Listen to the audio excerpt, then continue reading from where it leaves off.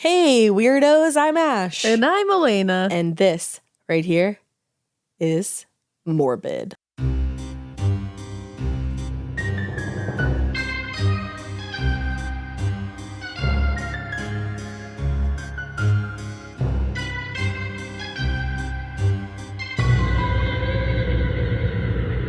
It's Morbid Listener Tales. Brought to you by you, for you, from you, and all about you, baby. Yeah. What's up? Nothing. I mean, so much. I was like, cool. but nothing of note right now. No? Yeah, everything's just...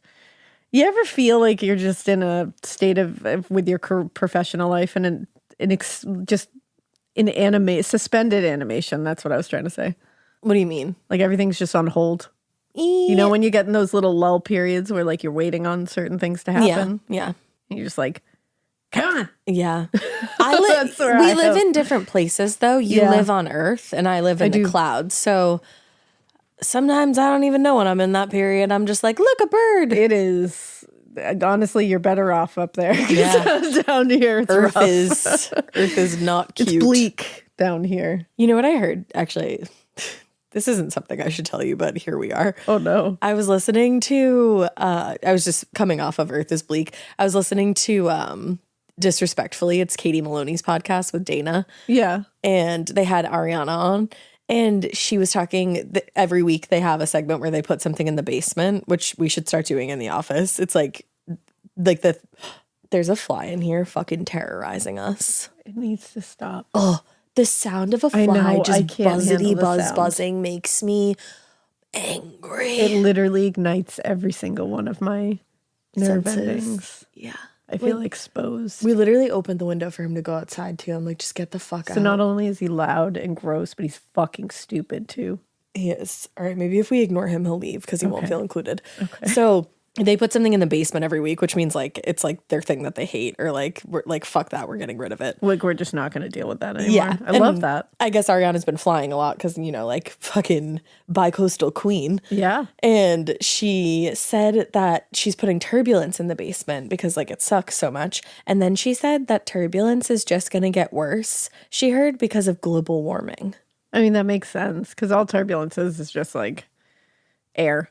And air is getting worse because and of global warming. And you know, like hot air, cold air, like all the shit that, you know what I mean? Because turbulence is really just like air pushing on the... Or like bumps in the air kind of thing. Yeah. But turbulence is okay. Yeah, because you're just in Jell-O. Because it can't knock you out of the sky. I think when I heard that, I said, don't tell Elena, don't tell Elena, and then don't tell Elena. You just told me that. But does that ever happen to you where you're like, don't tell that person that, don't tell that, and then you're like, hey, I really have to tell you something. Does that ever happen to you? Not on that level. Well. But but here we are. See, one thing that doesn't happen to me and one thing that doesn't happen to you. There you go. What did you say? Suspended animation? Yeah. And turbulence and telling people about it. Telling people with fears of flying about it. Sorry. You're like, hey, get on a plane. Come on, get on a plane. And you're like, did you know that turbulence is only going to get fucking worse? And there's nothing you can do about it. Get on a plane. I'm not going anywhere with you. I don't have any trips planned with you as of late. Get on a goddamn plane. You should get on a plane. Go on vacation. Yeah. Just know that turbulence will be worse. After that, I can't wait. All right. Well, I picked the listener tales this week. And I didn't even read them.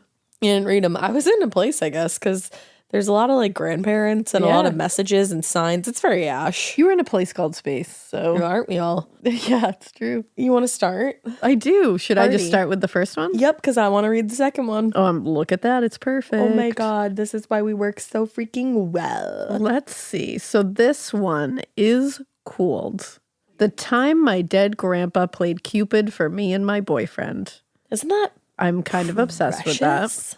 It says, please keep this anon. If you read it on the podcast, you can call me T. Anon. I will do that for you, T.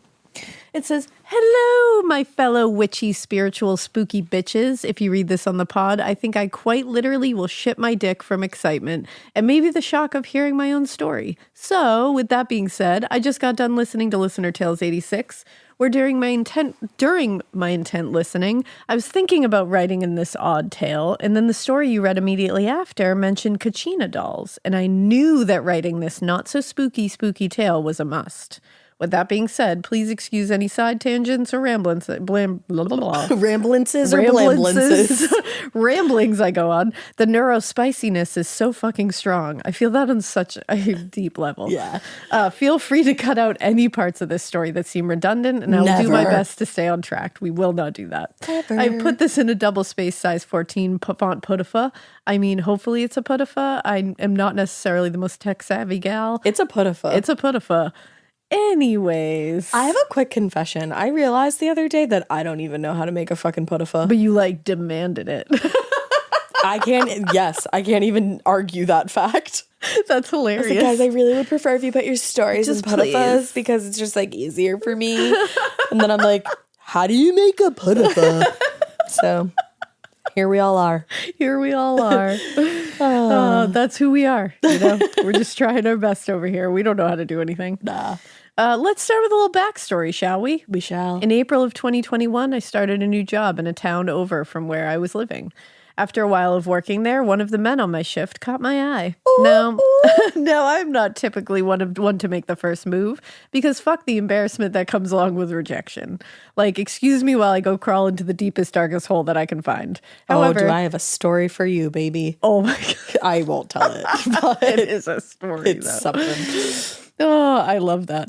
Now, however, this man caught my attention enough that I started making it a point to talk to him every day, flirt with him when possible, and eventually give him my number. Good for you, T. I know. Shoot your damn shot. That's fucking amazing. It's boss bitch behavior. And I just love the fact that like they normally would never do something like this, but they did. But you're like, I chose now. Yeah. I like that.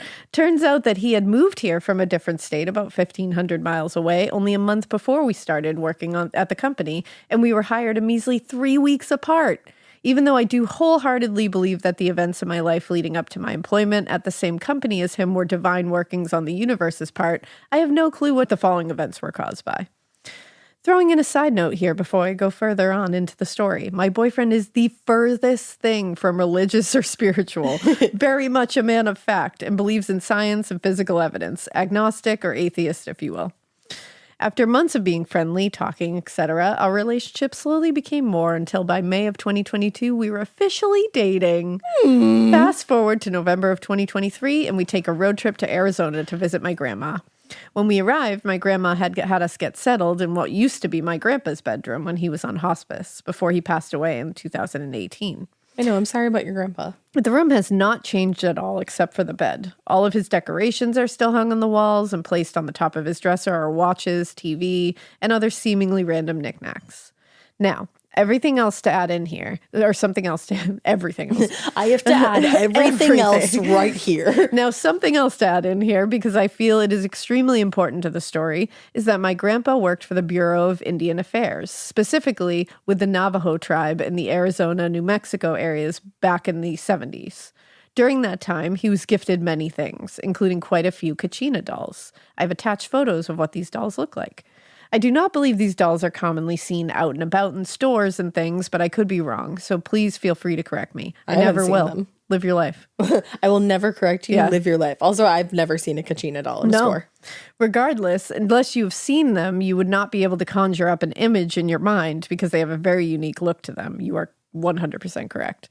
On our second night visiting, while my boyfriend and I were in the bedroom getting ready for bed, he turned to me and said, "Can I tell you something kind of weird?" I told him, "Of course." And he went on to say, "This has only happened to me a couple times, and it has only been with a few random moments in my life." I muttered, "Okay," because he was starting to weird me out a bit. "I've had a dream about this room before." I whipped my head up and looked at him with my brows furrowed. "What?" I tried to say it as calmly as I could. He is not a spiritual woo-woo guy, so I didn't want to make him feel silly for sharing this. That's very nice of you. I know. But now I was just fully intrigued.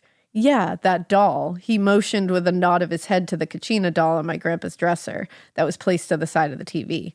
That whole dresser, really. The doll, the TV, the watches laid out, that pot in the corner, and even the large fake tree that sits off to the side.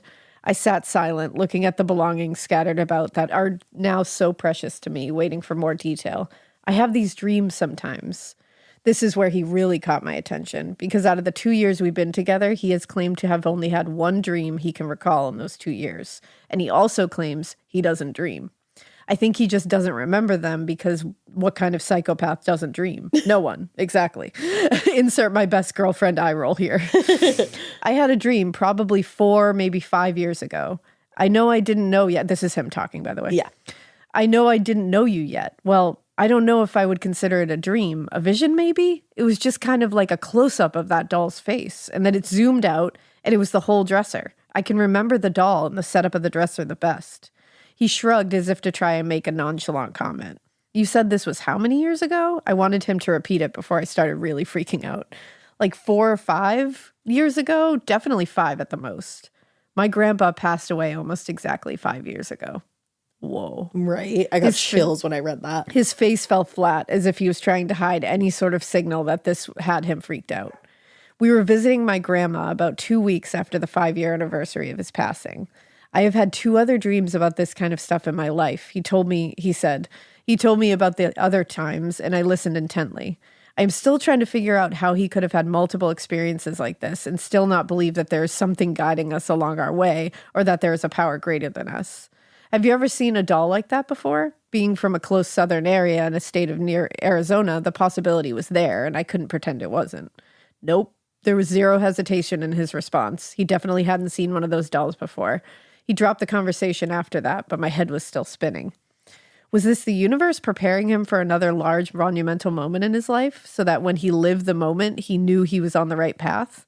Or was it my grandpa's spirit showing him a glimpse of his future that has me in it? My grandpa's way of setting me up to know that he is the right one for me without actually being here to give that approval that I always crave. That's so sweet. Right?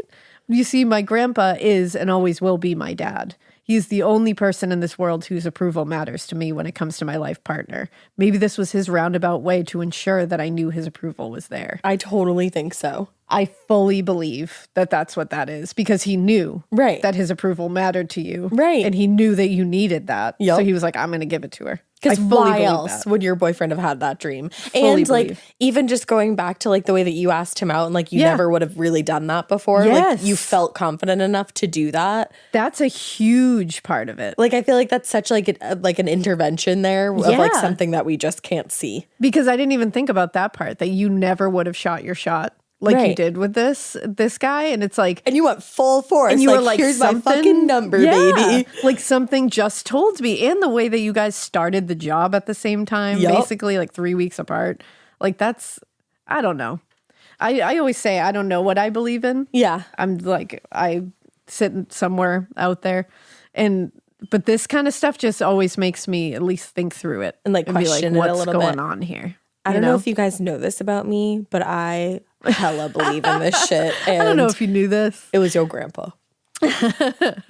Or is my boyfriend simply blessed with a gift from the universe, allowing him to see a glimpse of the future? Maybe. I suppose we will never know. But I like to think it's a little bit of everything. The universe giving my grandpa the opportunity to push him and I both in the right direction, and my boyfriend's gift opening him up to a message from grandpa and the universe. I love that. I do too. Maybe next time I'll write in about all the weird, spooky things that happened in my childhood home. Walking into every cupboard in the kitchen being wide open, lights turning on and off on their own, things being thrown across the room, shelves literally flying off the walls. Yes, please do.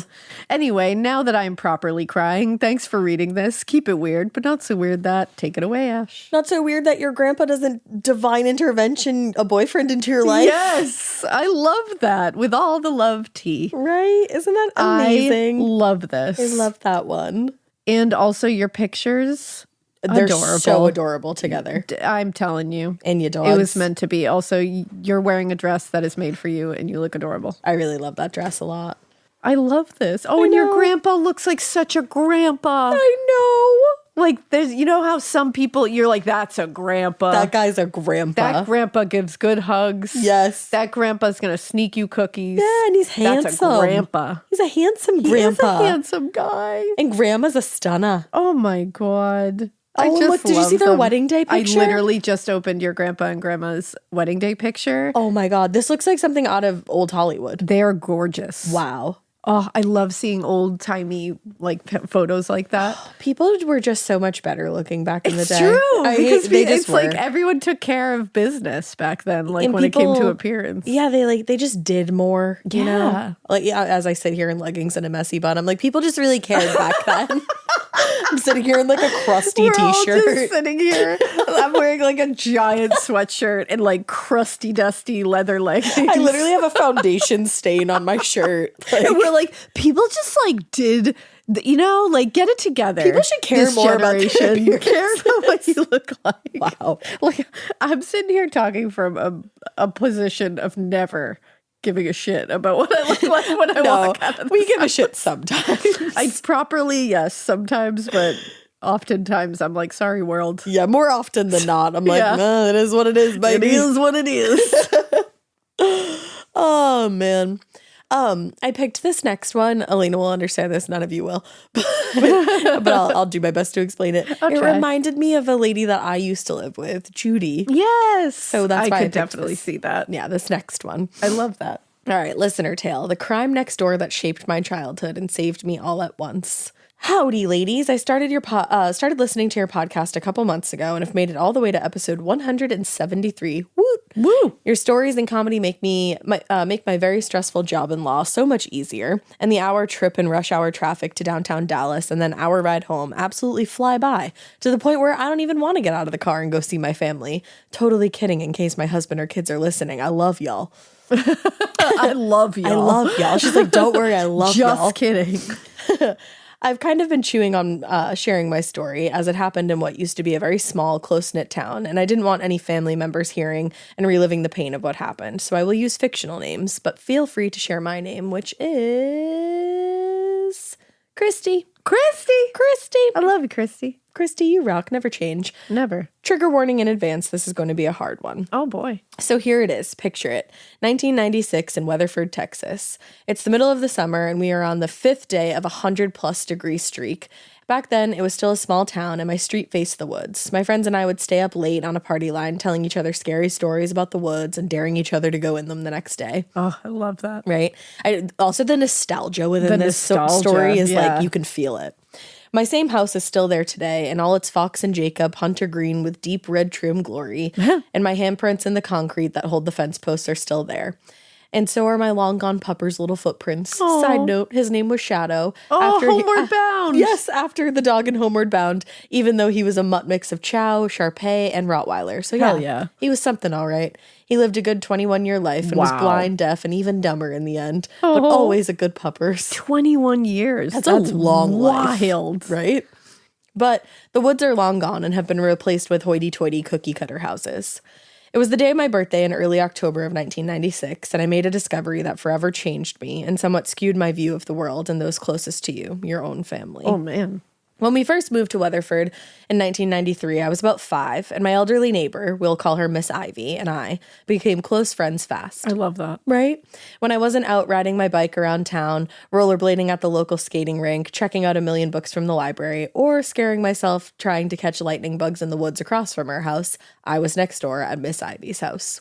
She introduced me to tea cake, Salisbury steak, and tried her hardest to get me to enjoy tea, iced or hot. Yes, I know, born, raised, and lived my entire life in Texas, and I hate tea of any kind, including sweet tea, which down here means you are a heathen. My husband hates tea of any kind, too. Oh, does he really? Yeah, he does not like tea. That's funny. And Miss Ivy fostered my love for all things horror and fantasy. Oh, Miss Ivy sounds like She sounds awesome. iconique. Yes. She, too, was a huge Star Trek fan and loved Captain Jean-Luc Picard. Yeah, you got it. Oh, Look at you. I'm doing the hand thing for Look you. at that. She loved him as much as I do. We spent many rainy days on her couch reading Mary Higgins Clark, my Dean God. Koontz, Clive Cussler, and any series we could get our hands on. Miss Ivy was like the grandmother I had lost just a year earlier that I so desperately missed and needed in my life, as my mother worked for GM and was in Detroit most of the year. And my dad, well, let's just say I'm putting it nicely, but he was not a fun person to be around. Oh, that makes me sad. I You're know. only 5 here. It makes me really sad. And I'm just so happy that you had Miss Ivy. Yeah. As the years went by, Miss Ivy, of course, aged, and it got harder and harder for her to take care of herself. I would insist on going over there 3 to 4 times a day to check on her, make her tea and meals, and make sure she was tucked in bed at night. Oh, she was lucky to have you. I know. Swans was still a big thing then, so all of her food was delivered, and I could just heat it up for her and put it on one of the awesome metal meal trays. Oh my God. On the rare occasion my mother was home, she would cook enough for every meal each day, and I would take it over to Miss Ivy and sit with her for a while so she wouldn't be so alone. I was about to turn 8 when it all happened. Like I said, it was the day before my birthday. I was eager to get the day going because no matter how much I had tried to convince my mother I just wanted to rollerblade at the skating rink with my friends, she insisted on getting a clown, which thanks to Poltergeist, I'm still terrified of to this day. Yeah, nah. And I wanted to see if Miss Ivy could talk her out of it. I wasn't close with my mother since she was gone so often, and maybe she'd actually listen to another adult who wasn't on day 12 of a manic episode. Oh, man. I was an extra large pizza on stilts at 7, so it took me a little bit to get up and get dressed and go over to make Miss Ivy her breakfast and tea. It was Friday, and I was out of school for fall break, and I just knew we'd spend the day watching Star Trek together since she knew it was my favorite of all our shows. I was humming the opening theme to Star Trek when I got to her door and knocked our secret knock per usual. Isn't this just so sweet? Is so wholesome. Sounds like a movie. Yeah. But there was no response. I tried again, just in case she was in the back of the house or in the bathroom. Nothing. I walked around the side of the house and noticed none of her lights were on. For her, this was way weird. She was always awake by 6 a.m., and it was currently 7:15 a.m. I ran to the back of the house because I knew she always left the sliding back door unlocked for me or in case of an emergency. It was locked too. I knew something was off and flew home to wake up my parents, absolutely panicked and in tears. My mother told me I was being dramatic, that Miss Ivy was old and just wanted to be left alone, probably, and my dad was babbling some nonsense about her finally wising up and hiding from the government. Oh, and poor you are just like panicking. And you're just like, can you just help me find Miss Ivy, please? Yeah, like don't tell me I'm being dramatic. Like this is a big deal. You're 7. So 90s though. So 90s parents do like, you're being dramatic. You're being dramatic. And you're like, no, this is everything to me. So I'm not being dramatic. I'm just reacting to something that is very meaningful to me at 7. And don't tell your kids they're being dramatic because they will spend years talking about it in therapy. It's okay? true. That's what I spent talking therapy about this morning. Yeah. When I insisted and refused to let my mother go back to sleep, my mother said she'd go over and try to knock as well. We tried and nothing. Miss Ivy didn't have a phone, and no matter how much I insisted, my mother wouldn't let me call the police. I just knew something was wrong. She made me go home and do chores to keep me distracted and out of her hair with the promise of pizza from Pizza Hut. The stuffed crust kind had just come out the year before. OMG. That was really good. Oh, hell yeah. Well, Pizza Hut pizza. we have an inside joke where we just go, you want a Pizza Hut You pizza? want a Pizza Hut pizza? And really it just means, do you want a Pizza Hut pizza? There's really no subtext to that text. And now it's all your joke too. There you go. Well, lunch came and went, then dinner, and then bedtime. Each time I tried to get her to answer the door or hope the back door was open, but no, nothing. I cried myself to sleep that night, thinking maybe it was me and my mom was right. Miss Ivy was fed up with me and she just wanted to be left alone. Oh my God, my whole heart is breaking. I know. I was so upset I only ate one small stuffed crust slice, and anyone knows that's a 7-year-old chunky monkey knows that isn't normal. No. The next morning was my birthday, and I bounced out of bed thinking surely, even if Miss Ivy just needed a day to herself, she would answer the door today. Same thing. Absolutely nothing, and the back was still locked up tight. I 100% knew that something was wrong at this point because, hello, it's my birthday. She always gave me a birthday celebration outside of the ones with my family and friends since she never left the house, and always made her fanciest of tea cakes. Aww. That, and today was Swan's delivery day. So I waited for the delivery time at 10 a.m. since my party wasn't until 1 p.m. As soon as I saw the pale yellow truck coming down my street, I bolted out the front door and over to her house. The driver, Scott, smiled and waved. I told him what had happened the day before, and he too found it odd. He went to her front door and tried knocking as loud as he could, and then we both noticed it. The smell. In case you forgot from before, it was day 5 of over 100-degree weather. The smell was indescribable, but once you've smelled it, you never forget, nor is there anything that ever compares to it. Death. And a metallic, sickening undertone to boot. He didn't hesitate another second and ran to my house with me to call 911. We waited, him holding me because I was sobbing, while my mother was off finishing up things for the party, and who the hell knows where my dad was. Oh my God, you poor thing. I know. Shout out to Scott, the Swan delivery driver. It took the police about 3 minutes to get there, and after the backstory of the smell, the officers kicked in the front door. Both the officer and Scott tried to shield my eyes, but it was too late. I saw it all. Oh no, and this is your birthday, your 8th It's literally her 8th birthday. Oh. This is where the trigger warning comes in. Miss Ivy was in the middle of the kitchen, and all I could see was what appeared to be her eye and something that looked like a big white rock. It was her exposed skull. Oh my God. The officer questioned all the neighbors, including us, and a neighbor 2 houses down remembered seeing a red Grand Prix sitting in front of her house in the wee hours of the 4th that Friday. The neighbor was a psych triage nurse at the hospital in town, so that's why they were up that early. She saw it when she was leaving for her shift. I told the officer I went over about 7:15 a.m. and there wasn't a car there. The coroner determined that she had been killed between midnight and 2 a.m. Friday. The killer had locked up all the doors and windows, save for one, which he crawled his way out of and then closed from the outside. When I saw that window later that day, I felt like such an idiot. There was still some blood smudged on it, and I had just completely flown by it in my panic. Oh, you were only 7. And I'm happy that you didn't see that. He also turned her AC down to 50, but it was an already old unit. It was hotter than Satan's nutsack, and the unit froze over and stopped working. It took about a month, but they found out who did it. Her youngest son. What the fuck? I never even knew she had children. They never checked on her, and she never talked about them. And that's when I found out about the real Miss Ivy.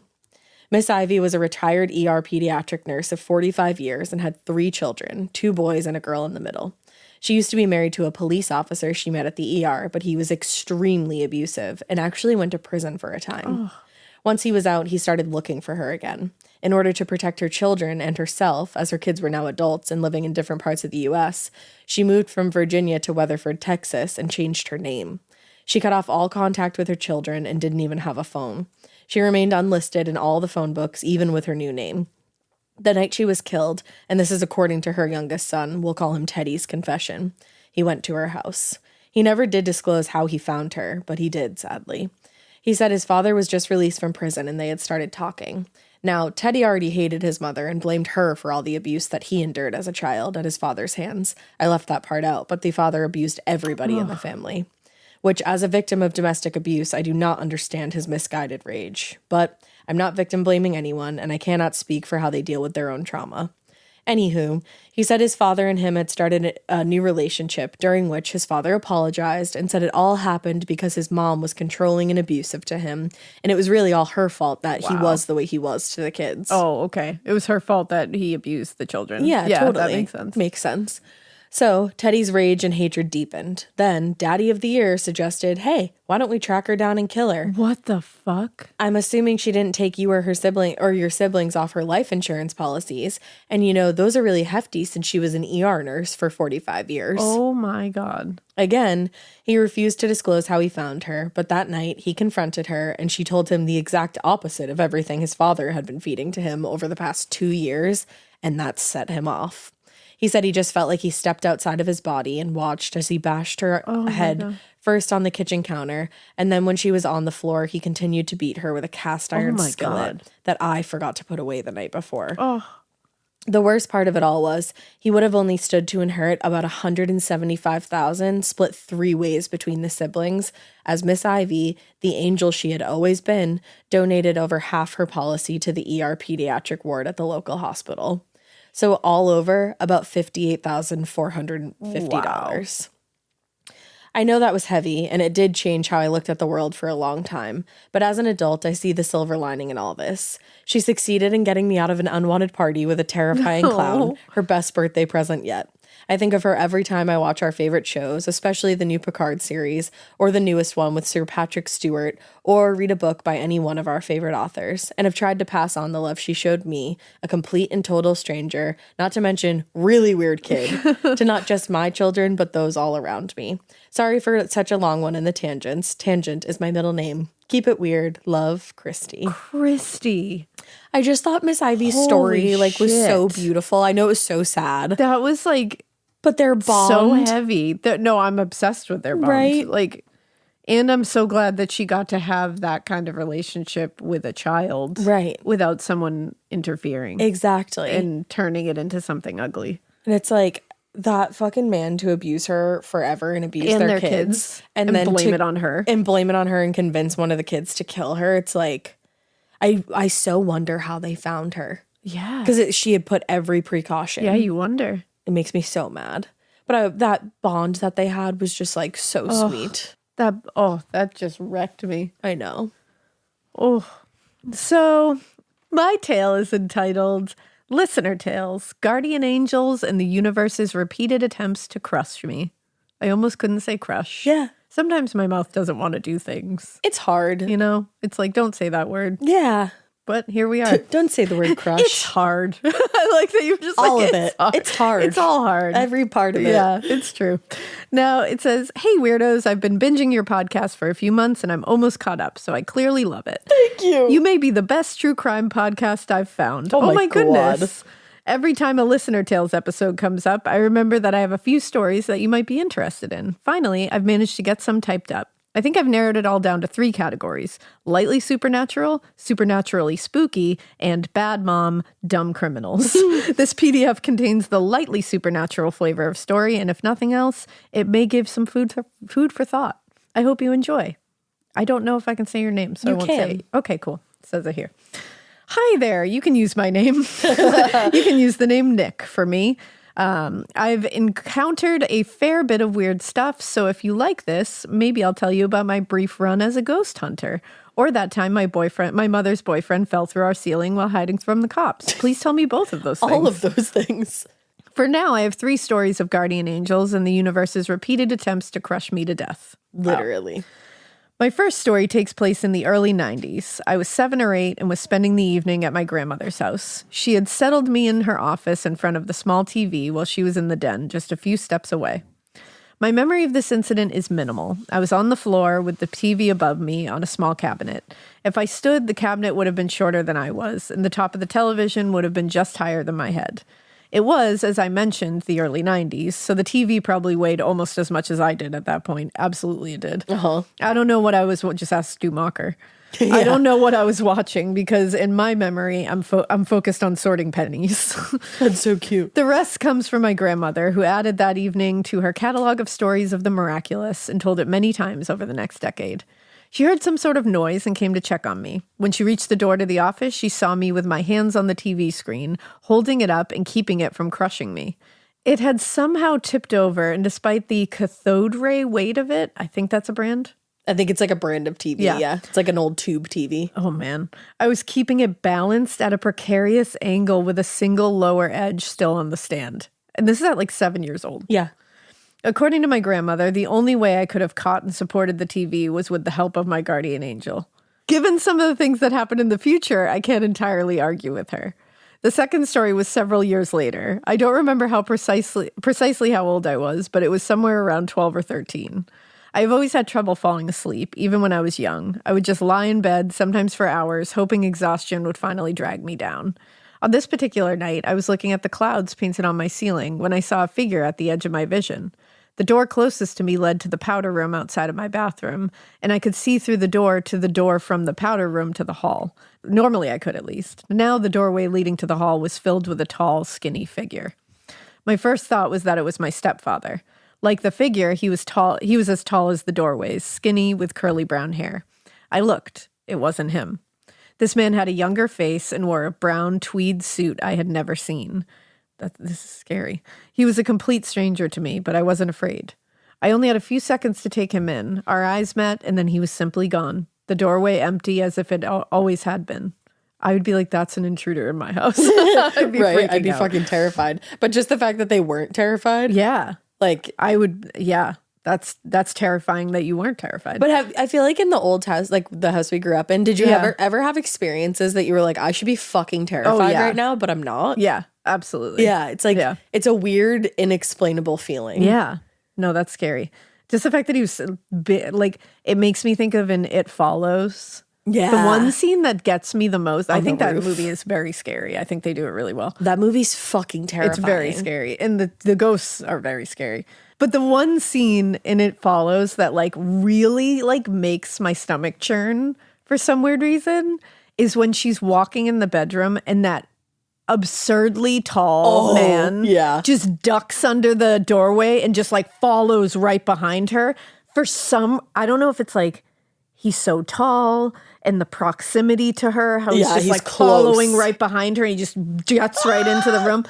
It gets me. Even thinking about it right now, I have chills. Yeah, same. There's so many scenes in that movie. Oh though. my Like God. the two biggest, scariest ones for me, like that one scares me, but not as much as the lady that pisses on the floor. Oh my God, yeah. Because that's just horrific. And then the man, I think he's like naked and he's standing on the roof. Yes, that that scares was the scary. shit out of me. He's just watching. That premise is terrifying. It is. And it's such a good fucking movie. Yeah, it's well done. The whole entire way they do it is like incredible. Very unsettling. Go watch it. Go watch it. This isn't an ad. I could see why that would remind you. Yeah, it just thinking about this really tall, skinny, in a suit. In a brown tweed suit. Yeah. I hate in the it. hallway, just with curly hair looking at you. Mm-hmm. No. Nope. Nor. I don't like it. So this says, my house had been built in the 70s, and the land had likely just been pine forest before that. So I came to the conclusion that he was unlikely to be a ghost. My guardian angel, perhaps? You're putting a lot of faith in this guardian angel business, because I would assume that's a ghost. I'd be like, that's a ghost.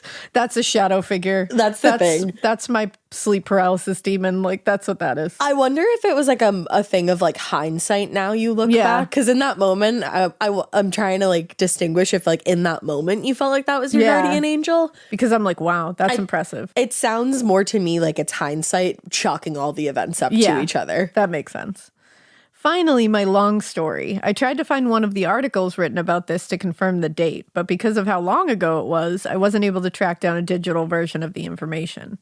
My cousin S is only a couple of years older than I am. She was the youngest of her siblings, and when her parents lived in the same small Georgia town where I grew up, she and I were very close, practically sisters. They moved away to California before I was a teenager. S came back to visit when she graduated from high school, then decided to move back and attend the local community college. We started spending time together again. And while it wasn't a matter of picking up where we left off, it was still easy to regain that closeness. The final story happened on September 20th, 2000, if I'm not mistaken. If I am mistaken, then it was September 22nd, 1999. I got up early for my grandmother to take me to See You at the Pole event that day. See You at the Pole is a Christian student worship and prayer meeting that occurs before school one day in September. It takes place at the school flagpole and is legal as long as it is student initiated and led. It was a gray Wednesday and I was feeling nauseated. I don't think I stayed through the entire event and had my grandmother take me home again. While I was home in bed trying to recover, S bought a car, a used little red coupe. I was feeling a little better that afternoon, so I agreed to go to church.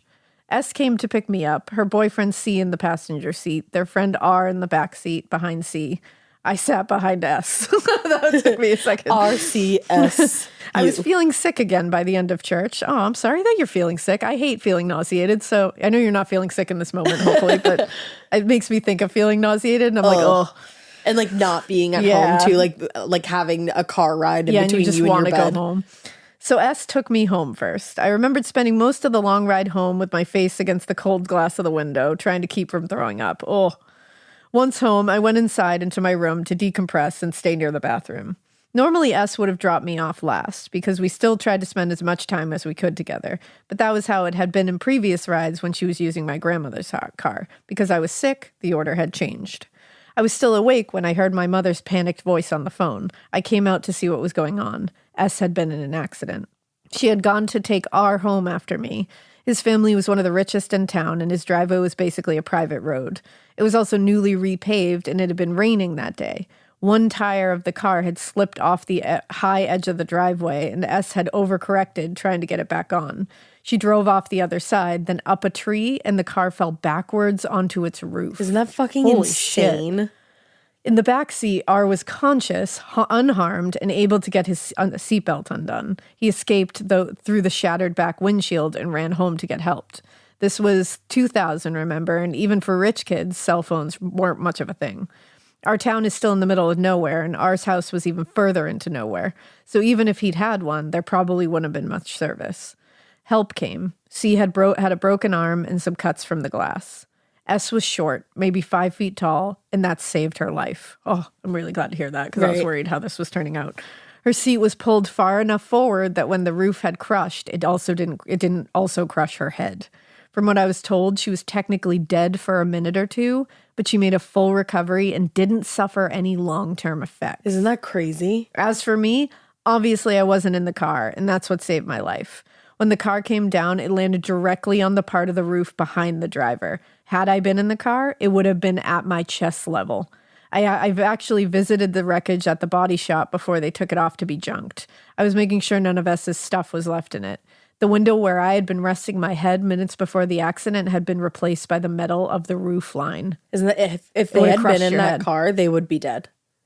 I have something watching out for me, something that lends me strength, that watches out for me when the monsters are coming from inside the house, and something that triggers my instinct to stay home when I need to stay safe. Guardian angel, guardian spirit, whatever you want to call it. I've seen the effects and maybe even seen the being itself. So keep it weird, but don't keep it so weird that you ignore a literal gut feeling sent to keep you safe. I love a literal gut feeling. A literal gut feeling of making you sick. That last paragraph, though, of like, whatever you believe, guardian angel, guardian spirit, I've seen the effects. There. Yeah. Right? Now I can see why you were so easily thinking that skinny man was a guardian angel, because before I was like, that's a ghost.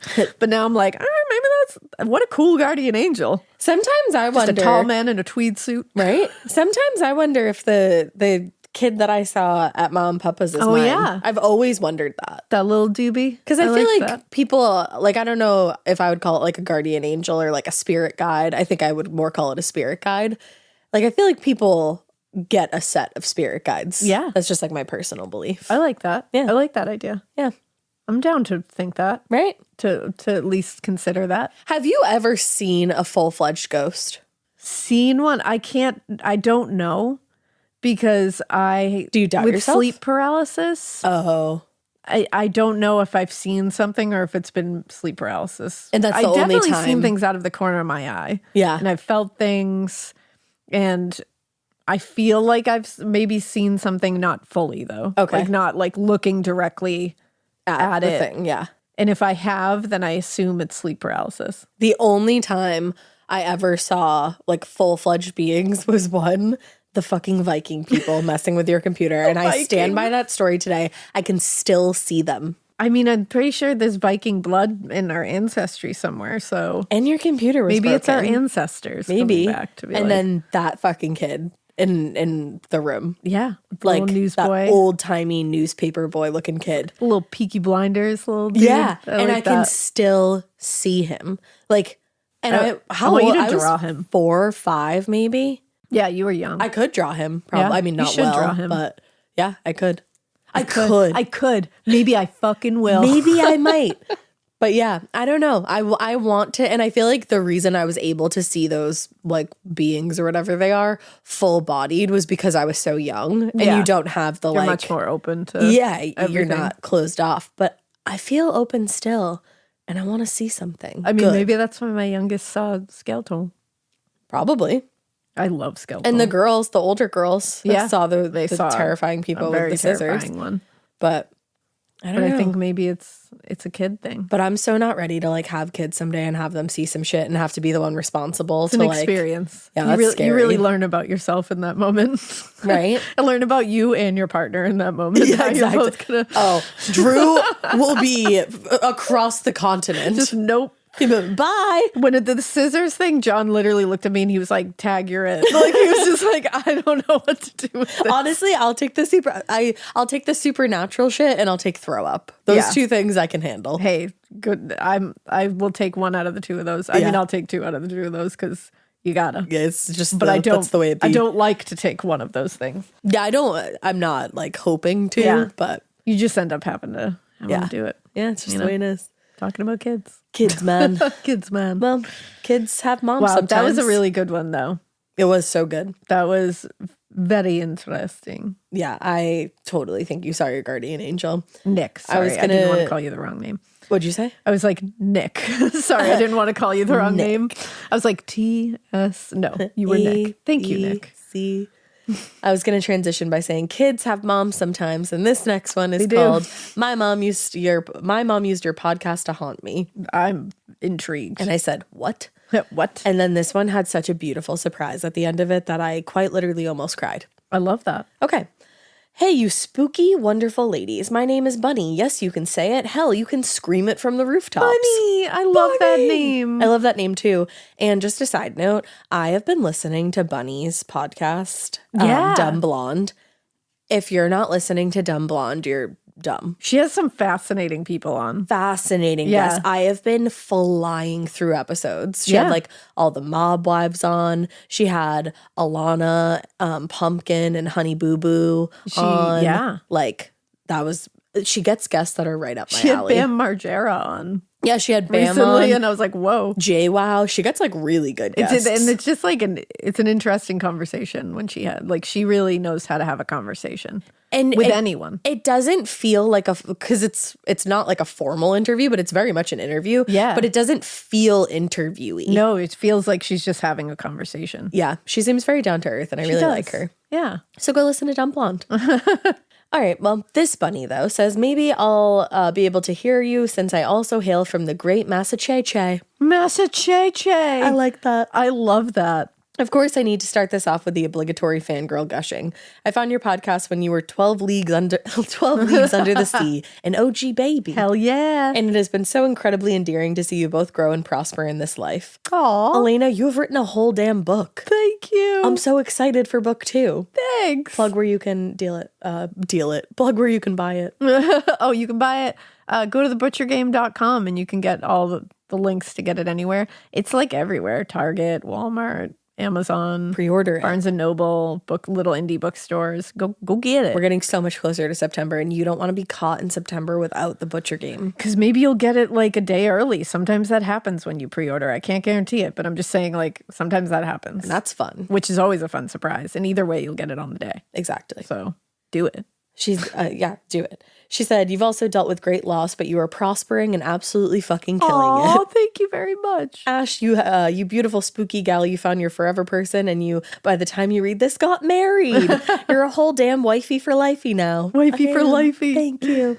You both are so incredibly inspiring and talented.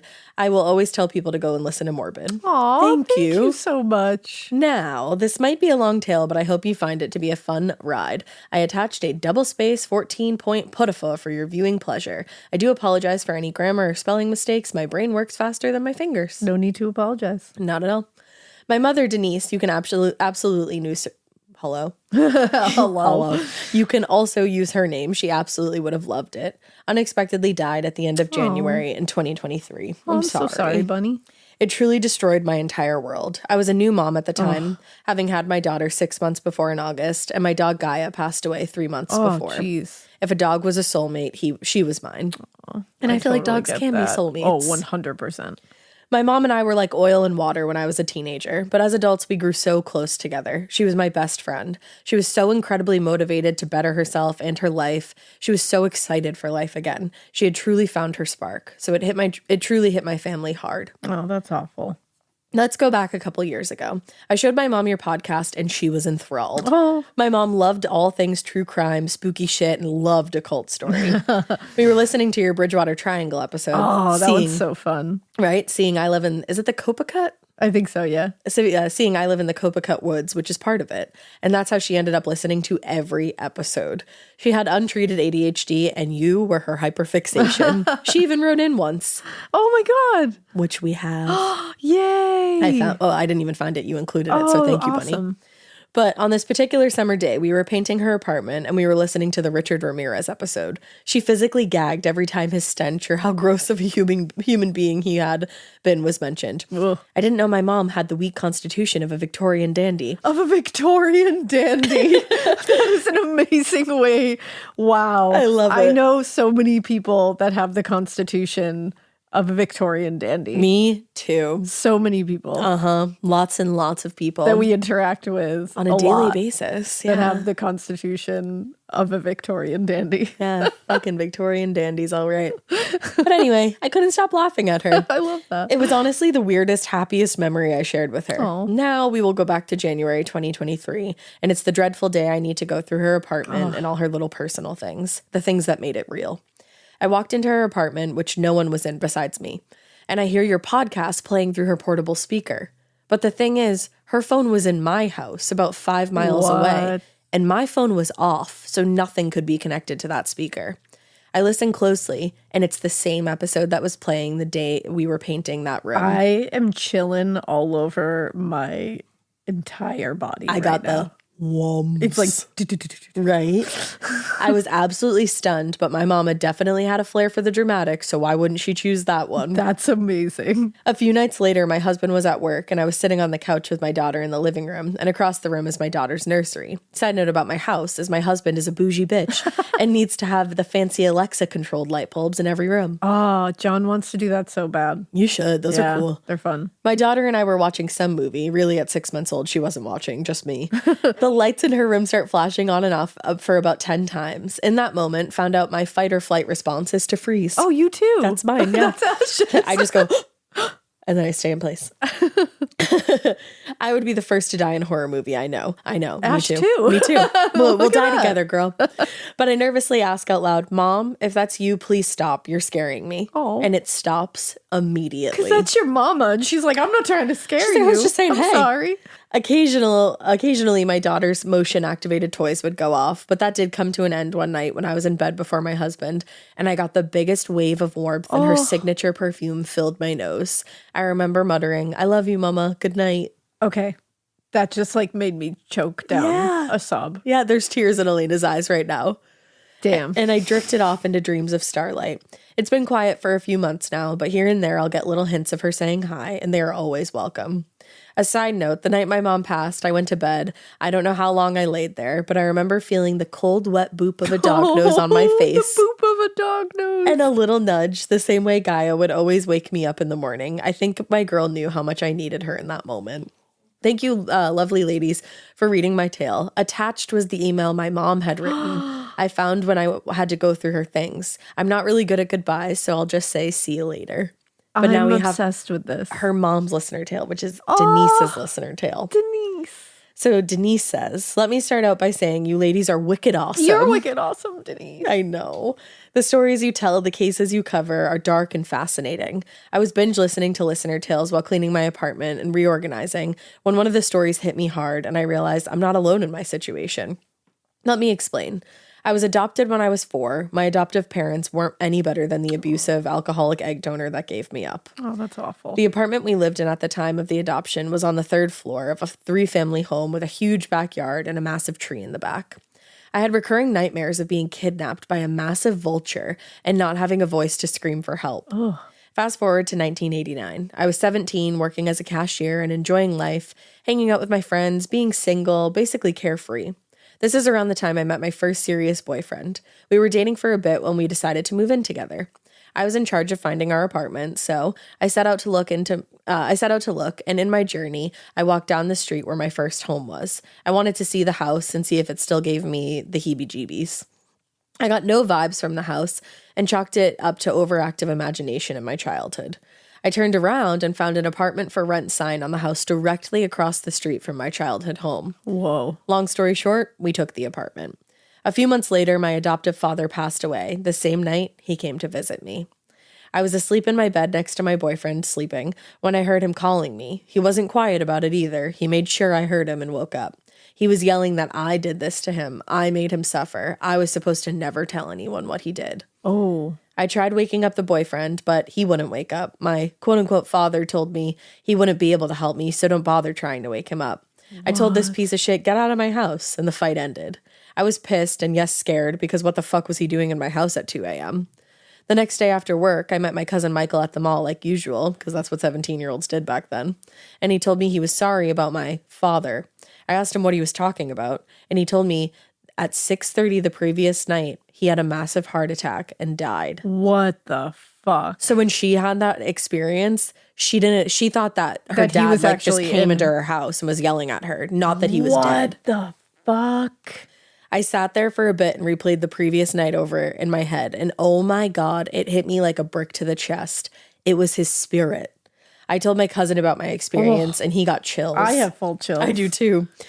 We sat and talked about the situation and how much my quote-unquote father hated me for outing his dark secret, and yes, it almost ruined his life. So he wasn't going to go to hell without letting me know first. Wow. Isn't that just like fucking Holy haunting? Shit. Flash forward to 2006. My husband and I were living in a tiny town, 20-minute drive away from his mom and stepfather. My mother-in-law was in very poor health for a very long time, so we would go visit her often. She took a liking to me because I made her favorite child happy. She would call us on our birthdays at 12:01 and sing happy birthday to us over the phone. She was a great woman who loved hummingbirds and lilacs. Aww. I know, she sounds so sweet. And I'm glad you had that experience with your husband's parents. I know. Up in the mountains of upstate New York, when trees knock out the power, it could take days before you get it back. So you better have a generator. My mother-in-law did. It would kick on automatically when they lost power, which happened a lot. She was on oxygen and the machine wouldn't work without power. Oh, that's so scary. I know. One night, a wicked bad storm came through, and unfortunately, the generator did not kick on, and my mother-in-law passed away. We got a call the next morning from my father-in-law that something was wrong with mom and we needed to come quick. After we got there, we checked for a pulse and called 911. They investigated and sent us home. I fell asleep on the couch that night and started smelling lilacs. Oh, and that's such a distinct scent. It is. Half in and half out of sleep, my mother-in-law leaned over the couch and told me, "Make sure you take care of my baby." Oh. I told her I would, opened my eyes, and she was gone. Fast forward to 2013, I moved to Massachusetts and took a job bartending, my career of choice for close to 25 years. Hell yeah, Denise. In a private club that was said to be haunted, which I'm like, I want to know what club this is. You've got to tell me. Bunny, right back to us. Bunny, tell us. During my job interview, that was actually a question they asked, if I was afraid of ghosts. Oh my God. I told them, I don't bother them, they don't bother me. I was told the ghost was a previous owner from way long ago when the now private club was a brothel. Cool, huh? Ooh, I love those kind of tales. The best. Of times long ago. I do too. So the backstory is, and this is a fucking awesome backstory. It's crazy, but it's like, whoa. The backstory is the brothel owner, Etta, caught her husband with one of the working girls and killed him by running him over. And now she's stuck there. Whoa, Etta. Now, every time I started a shift, I would say, "Good morning, Etta." And my Hey, boss girl. thought I was nuts, but it kept her happy because she never bothered me. She did bother others. Yeah, see, you were just like, no judgment, Etta. Yeah. Hey, girl. I'm just coming to work. Good morning. Once, the guys at the bar were talking shit about Etta and the bottle shook on the shelves. I quickly told them stop. They were pissing her off. Hell yeah. I had only been in Massachusetts for a few weeks and was staying with family. I was again half asleep on the couch when I felt someone in the kitchen watching me. I thought it was one of the family members getting a drink, so I looked in and saw a shadow move away. It kept happening, so I got pissed and said to whomever it was, either say something or go away. Well, ladies, this older man in a gray suit and a fedora sat on a coffee table in front of me and said, "You'll be fine. You're going to go through things you don't think you'll survive, but I promise you will." Whoa. I asked him before he left who he was, and he said to call him Fredo. I chalked it up to a dream until the next night. One of the female patrons was very into spiritualism and asked me if Fred or Al meant anything to me. I said no, but she just stared at me and asked if I believed in spirits. I told her, "But of course, why do you ask?" But of course. She proceeded to tell me that I have one that follows me and protects me. That's why she asked about Fred or Al. I said Alfredo, Fredo for short, and she said, "That makes sense." Wow. So I told her about that night before, and she wasn't shocked. Holy shit. And that's not like a regular name. No, you not know at what I mean? all. You don't hear that all the time. Exactly. Fast forward again to August 2021. My boyfriend Ernie passed away suddenly, and I was heartbroken. I tried to give him CPR, but he was already gone. Oh, man. The night She he had passed, gone through stuff. I know, you guys have gone through a lot. The night he passed, I wouldn't come into my apartment until the next morning. I spent the next day taking care of things, making calls, and because he was so loved, everyone was stopping by and checking on me. I finally went to bed around 10:30. I had my phone next to me like always, and before I fell asleep, his text message tone, unique to Ernie only, went off. I smiled and said, "Good night, baby." That was his way of letting me know he was here. Now it's January, and I'm slowly moving ahead with life. I got really good news from my daughter and came home and told him this wonderful news. I have his ashes. Oh. That night, I felt the bed sink in next to me, and at first, I was freaked the fuck out. I was frozen in fear, and I asked nobody in particular, "What the fuck are you doing?" And then I realized who it was. It was Ernie. He was a big dude. He was 275 when he died. Oh. Told me congratulations, and he was there because he missed sleeping with me. Oh. I was a bit rude and reminded him that he was dead, but I didn't want him to go. Hey, you're dead. "Hey, excuse me, you're dead." I tried waking up a few times, but I was having such great dreams about him with my daughter and me spending time together and laughing and joking. He passed before my daughter's wedding, which was in October, and he had been all jazzed about doing the low dance from Flo Rida. God. He even practiced at work and got caught by his friend. Stop. I love that. I'm obsessed. So needless to say, I know he's still here, and when I least expect it or don't know I need him, he'll show up. So ladies, this is why I'm haunted. I don't mind it anymore and take it as it comes. Feel free to shorten this up if you decide to use it. No way. I will continue to listen to your podcast because you guys keep me in stitches. Aww. I owe finding your podcast to my daughter, who also loves the listener tales as much as I do. Thanks again, ladies. Thanks, ladies, again. Keep up the great work and keep it weird. Denise. I felt like that one was so special. Oh, that was like so special. Yeah. And thank you, Bunny, for sending both of those in. Oh, Bunny. That was great. And like as soon as I that one caught my attention because like my mom used your podcast to haunt me. I was like, what now? And then when I read through Bunny's, I was like, oh my God, that's such a fun story. And then to find Denise's at the bottom. That's something else. Special. Like we've never had a tale like that. And Bunny, I love that Bunny had Denise, who sounds like such a hot shit and such a cool mom.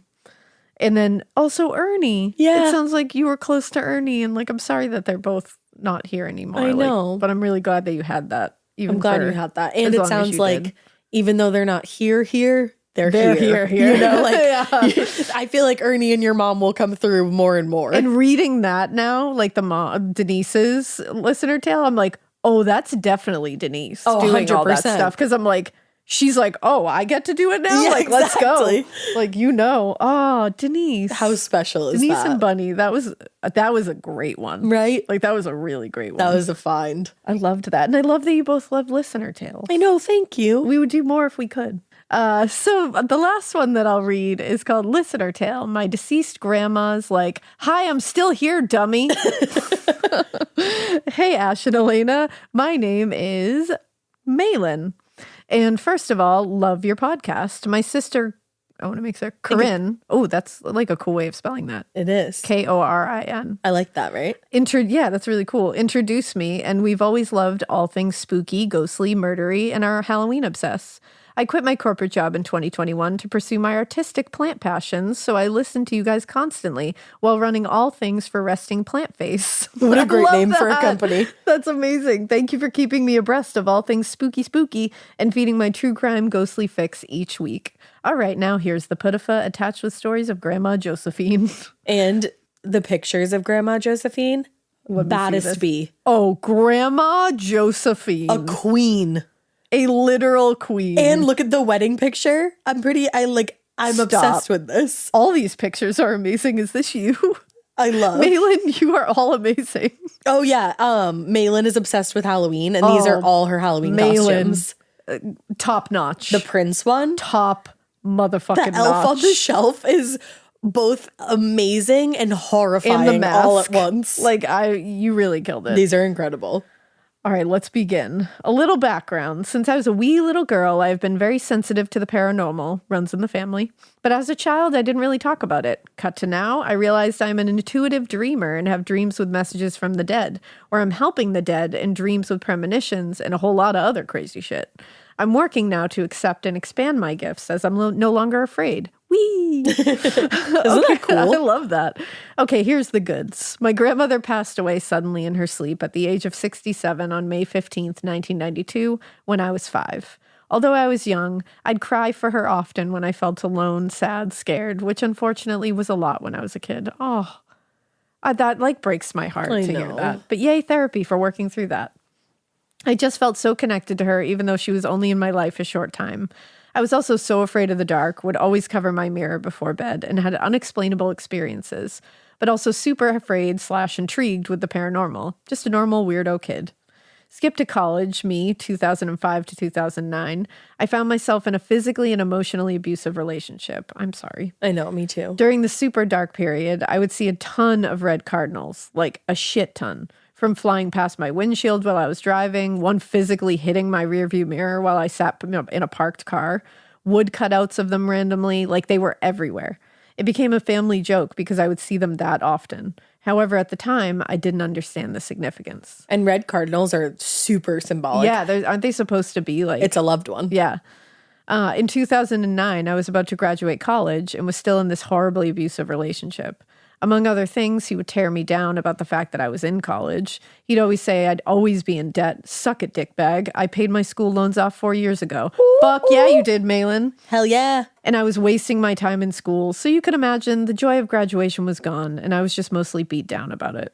It sucks because when you're in that, obviously, like, you're, of course, like, soaking in what they're saying and, like, it hurts. But people like that say shit like that to successful people because they're upset that they didn't do shit with their life and that they're not successful. 100%. They're threatened. And they want to see it affect you. Because they don't want you to succeed. And it makes them feel bigger. Like they achieved something because they'll never achieve anything of importance or significance. So they have to. By making you sad or feel less than. So fuck you, dickbag. Yeah, fuck you, dickbag. We hate you. It was the week before graduation on Mother's Day weekend. At the time, my family had this tradition where we go to my grandmother's grave on Mother's Day weekend to say hi and just talk to her. She passed away around Mother's Day, and my mom did not get to see her before she passed suddenly, so going around this time was super important for my mom. That day in my head, I told Grandma at her grave I wish she was here to see me graduate, and if she could send me a sign to let me know she was watching over me. Boy, did she ever. The day before my graduation, there was a religious ceremony at the university. At the time, I was in the thick of organized religion. Ick. I did not say that. The ick was written in there. That's her personal feelings. Nothing out of the ordinary happened, and the next day, to my knowledge, I graduated and had a lunch to celebrate. I was so emotional that day, self-worth was low, and I remember just feeling so down that night, even though I had just accomplished this great thing. Later that night, my mom calls me and says, "Hey, so I didn't want to make you sad earlier, but did you recognize the Bible verse on the program from the baccalaureate ceremony?" I had no idea what she was referring to. She says, "The program had the verse from your grandmother's tombstone on it, and today is the anniversary of her death, May 15th. The verse was one from Isaiah. "I have called you by name, you are mine." I immediately started to cry and told my mom I had asked Grandma to give me a sign she was still here with me while at her grave. This was my sign, and I almost missed it. Of all the Bible verses in the entire world. Like what? And like just like even the words in that one, like I've called you by my name, you are mine. And the fact that's the thing. And the fact of all of them in the world, the one that's on her tombstone. Right. And on the day that she passed away on the anniversary of her death. Like you can't just let that go. Yeah. A lot of times I just feel like there's no such thing as coincidence. Definitely not like that. Cut to present day, and Grandma still gives me signs when I need them. Sorry, I had a hiccup. The last one was when I decided to quit my professional dance career. I was just doing a standard cry in the shower about it. The lights flickered while I was ugly crying in the shower, and for some reason I was like, "Hi, Grandma," but also freaked out because I was home alone. The next day, I'm on Google Maps trying to find a halfway location point to interview someone for a job on my team at the time. My grandparents' house happened to be in the city that was the in-between point between Dallas and Fort Worth where we were to meet. I plopped the little yellow guy on the map in a random spot to see if I could find a coffee shop. To my surprise, the street view was in the middle of the cemetery where my grandmother is buried. No. Come on. Come on. I had to call my mom to confirm the name of the cemetery, and it was. It was just another sign that she was here with me while I was going through a tough time. That's bonkers. Isn't that crazy? All of those things like together. I've since talked to a medium, and she told me my grandma is one of my spirit guides. The medium gave me a specific situation that I had alone in my bedroom where I was watching this emotional-ass music video where a woman had dementia and was lump in throat crying. She said my grandma was there and that I shouldn't worry about that. Like this was a private moment alone. I had not talked about it. The medium said it was a way to prove my grandma is always with me. The medium also told me that birds were another way she was showing up. Ahem, cardinals? I'm sure she was like, "Get out of that relationship, idiot." Lastly, the medium also told me my grandma says that I shouldn't smoke the devil's lettuce.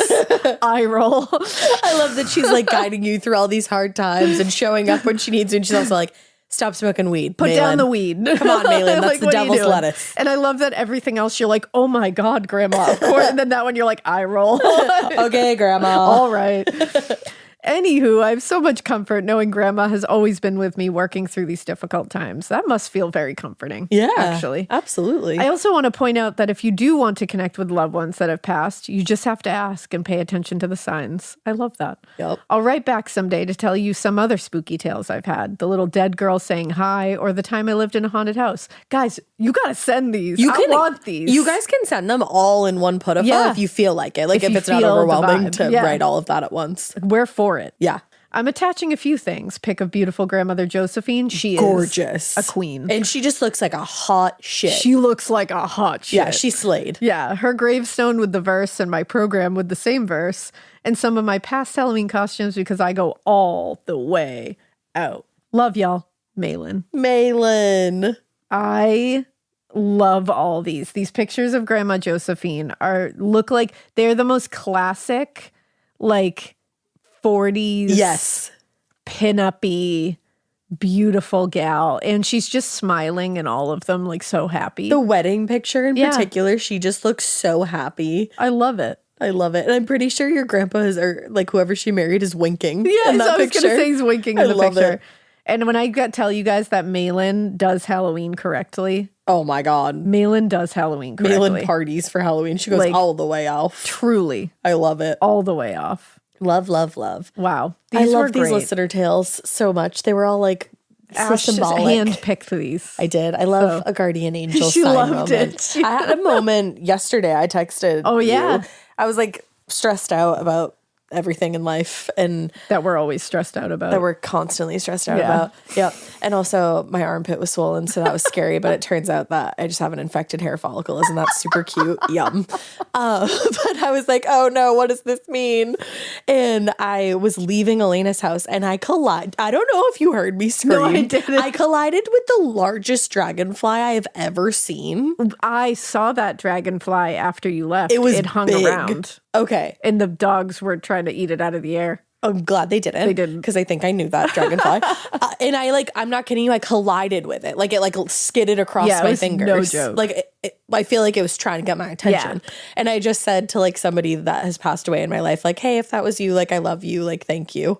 And I was like in my head kind of doubting myself, like who knows if that person that I love is like representing themselves by colliding into me as a dragonfly. Sounds a little crazy when you word it like that. And then I'm pulling out of the street and I pull behind a car with the license plate 888, which is like an angel number. Yeah. So hello. And I felt comforted. And it was during a moment where you needed to be comforted. And during a moment where that particular person like knew the situation and like knew how much I hate doing certain things and you know being wrapped up with certain things and they were always there for me through that. See, I love that. Yeah, exactly. And I believe I think that too. I think it was that person. I just like because that's the thing, like I immediately was like, all right, I'm good. And it was like such an inexplicable feeling of just like, because I was so stressed and then it was just like boom. Yeah, and that's when you know like something has shifted. Yeah. Yeah. And it was funny because I got home and Drew was like, I was actually thinking of that person today. Like, that's funny. Oh, that's so funny. Yeah. I love that. So I totally believe in all that stuff and I fucking love it. And they were just beautiful tales. They were gorgeous tales. I loved all of them. You all do such a great job with these. We really do. And we really love doing them. Keep sending them in. Yeah. We fucking love you. You're honestly the best. You're the best part of this That's why we love listener tales so much, because it's about you guys. Yeah. And we get to read your stories and learn more about you. It's so fantastic. We just dig you. Thanks for being there. Yeah, you make this worth it. You literally make it worth it. So thank you for doing that. And we hope you keep listening. And we hope you keep it weird. But not so weird that you don't keep sending in your listener tales, because we love them. We love you. Love. These were so emotional. You're beautiful. Ah.